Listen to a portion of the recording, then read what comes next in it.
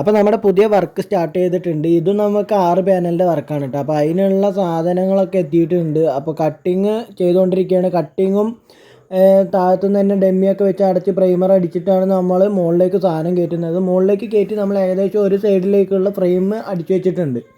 അപ്പം 2 കാലും ബെഡിനുള്ള പൈപ്പും വെച്ച് അതിൻ്റെ മുകളിൽ 2 ഫ്രെയിം സെറ്റാക്കിയിട്ടുണ്ട്. മൊത്തം 3 6 കാല് വരുന്നുണ്ട്. അപ്പോൾ ഇതേപോലത്തെ ഫ്രെയിം ഈ ഓടിൻ്റെ മറുഭാഗത്തും കൂടി വെക്കാനുണ്ട്. അപ്പോൾ അതിനുള്ള സെറ്റപ്പ് നമ്മൾ ചെയ്തുകൊണ്ടിരിക്കുകയാണ്.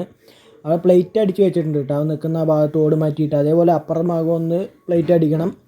അപ്പോൾ ഇതേപോലത്തെ ഫ്രെയിം ഒന്നും കൂടി സെറ്റ് ചെയ്തുകൊണ്ടിരിക്കുകയാണ്. അപ്പോൾ ഏകദേശം നമ്മൾ ആ ഫ്രെയിം സെറ്റ് ചെയ്തിട്ടുണ്ട്. അപ്പോൾ ഇതാണ് ആ സെറ്റ് ചെയ്തത്. നമ്മൾ കട്ട് ചെയ്തിട്ടാണ് വീഡിയോ എടുക്കുന്നത് കേട്ടോ. അപ്പോൾ ഏകദേശം ഫ്രണ്ടിലുള്ള ഫ്രെയിമിൻ്റെ സ്ട്രക്ചർ അടി കഴിഞ്ഞിട്ടുണ്ട്. സ്പോട്ട് അടിച്ച് നിർത്തിയിരിക്കുകയാണ്. അതേപോലെ ലാൻഡിംഗ് ഒക്കെ അടിച്ചിട്ടുണ്ട്. അപ്പോൾ എല്ലാം ഫിനിഷ് ആക്കിയിട്ടുള്ള രൂപം എന്ന് പറഞ്ഞാൽ ഇതാണ്.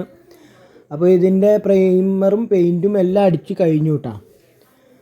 അപ്പോൾ ഇതാണ് നമ്മൾ സ്ട്രക്ചർ. ഇനിയിപ്പോൾ ഇതിൽ വർക്ക് എന്ന് പറഞ്ഞു കഴിഞ്ഞാൽ കോൺക്രീറ്റിൻ്റെ മാത്രം പണിയേ ഉള്ളൂ. അപ്പോൾ കോൺക്രീറ്റ് ചെയ്ത് കഴിഞ്ഞാൽ ഇതിൻ്റെ ഫുള്ള് വർക്ക് കഴിഞ്ഞ് പിന്നെ പാനൽ കയറ്റി ഇലക്ട്രീഷ്യൻ പണി മാത്രമേ ഉള്ളൂ കേട്ടോ. അപ്പോൾ എല്ലാവരും വീഡിയോ ഷെയർ ചെയ്ത് സപ്പോർട്ട് ചെയ്ത് ലൈക്ക് അടിക്കുക, സബ്സ്ക്രൈബ് ചെയ്യുക, സപ്പോർട്ട് ചെയ്യുക കേട്ടോ. വീണ്ടും അടുത്ത വീഡിയോ ആയിട്ട് നമുക്ക് കാണാം. അപ്പോൾ ഇതാണ് നമ്മുടെ പൂർത്തീകരിച്ച സ്ട്രക്ചർ.